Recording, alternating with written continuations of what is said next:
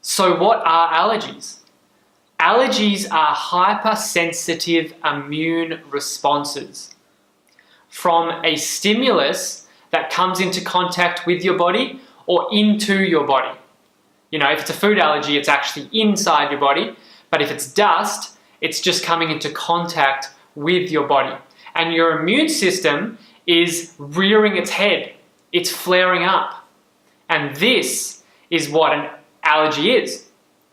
So, we have to go to the core of why this is happening.